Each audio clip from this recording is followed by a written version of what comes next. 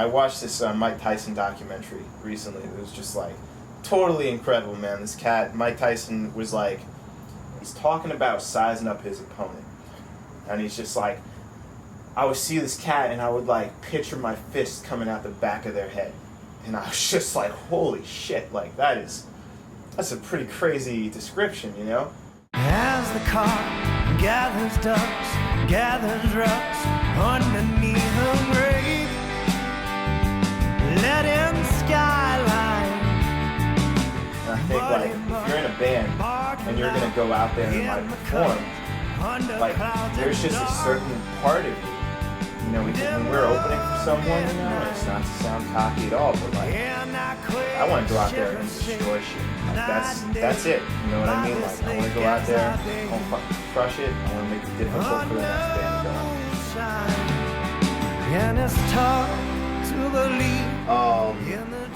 Gosh, I moved to San Diego from Boston in '99, and I've always been obsessed with music. I've been collecting records since I was about 13, and when I got out here, I started working at a record store, and I started just writing lyrics. And they were more like, you know, hip-hop, spoken word stuff, and I wound up recording an album with one of the co-workers at the record store who was a guitar player. And we put a group together for one gig called the K-23 Orchestra. And somehow that managed to last for 7 years. You know, we were just going to play one night at the Whistle Stop, and it just clicked. So that band it was like a funk, rock, psychedelic. Sometimes it was like a 6-piece band. There was times when it was like a 12-piece band. But Josh Rice, the keyboardist, who's also with the Heavy Guilt, that's where I met him, was in the K-23 Orchestra. And yeah, that's how it all got started. Josh is my hetero creative life mate. This first initial round of Heavy Guilt songs was all Josh and I wrote those before we even knew the Heavy Guilt was gonna exist. You know, there's versions of those songs with you know, Josh playing acoustic guitar and me singing, Josh singing, playing piano. You know, those versions I hope no one ever hears ever. But you could hear something in those versions. You know, there was something like raw, and there was like a seed that, you know, if it was treated right, could be pretty awesome. Like the initial concept behind the Heavy Guilt was we're gonna write some songs, we're gonna record an album. So I wanted to get like top-notch cats that I would consider like session musicians, but like within my budget of nothing, you know. So I called those guys up, and they're, you know, Jason's the best player I've ever known, and Sean's the best guitarist I've ever known. So I was very excited when they were willing to join the group. And Sean used to sit in with the K-23 Orchestra back in the day a lot, and we were always just blown away. He's a uniquely gifted guitar player, man. It's great. It's great to have him aboard.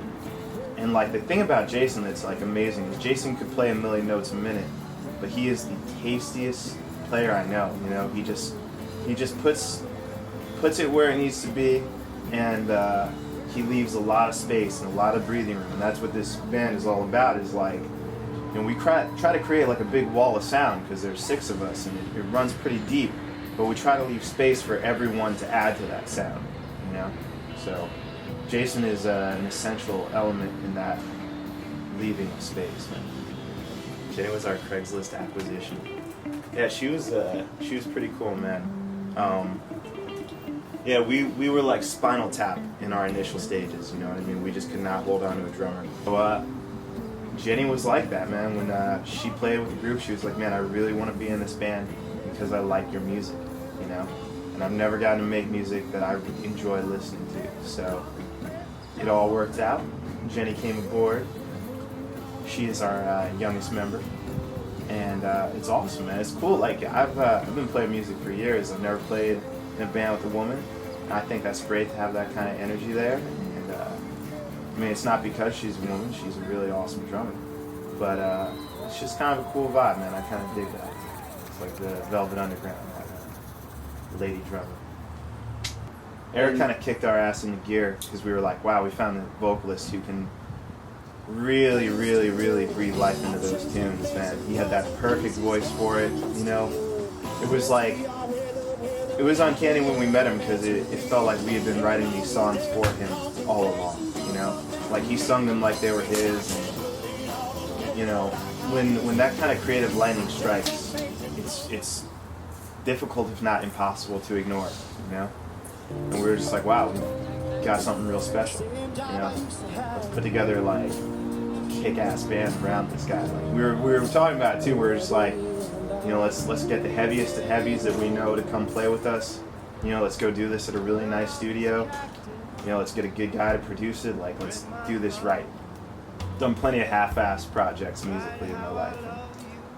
I came up with a couple different terms. Pre-apocalyptic Americana. I kind of like that one. Acoustic sandpaper massage. I don't know. It's just, you know, coming up with these terms, like these little boxes for your music, is like the most difficult thing on earth. Just try to keep some mystique behind it to like allure people, you know. What the fuck is an acoustic sandpaper massage? But I don't know if that necessarily sounds alluring, you know. I'd say one thing is like we really, really try to like lay down a vibe when we're playing. Just really create an atmosphere. You know, some of the music is a little morose and brooding, and like I'd say like some of the influence would be like Leonard Cohen or Tom Waits. You know, it has kind of a darker sound to it, but we also want it to be like very uplifting. Like even the name of the band, The Heavy Guilt, is somewhat ominous, but like the album title is Lift Us Up From This, so sort of about absolving that guilt through, I don't know, creative expression and the like. But I mean, like we all have very ranging influences, you know. This group, like I was saying before, has a lot of space, has choruses, hooks, you know what I mean? Things are repeated, you know, the lyrics are like discernible. They're not like, you know, the K-3 would be like, I'm elated, fascinated, that the world's animated by the mind which has created, setting sun is illustrated, over nature's elevated, has its ever changing days, and you know, this group, you're like, you might be like, wow, like there are a lot of words and like there's some imagery and I caught a line but I got stuck there and I missed the rest of it. Like this group, it's like slow and methodical and very deliberate. You hear each word, you know, and you have a chance to like digest them. And I feel like that's the potency of the guilt, you know? Then to me I quake my soul.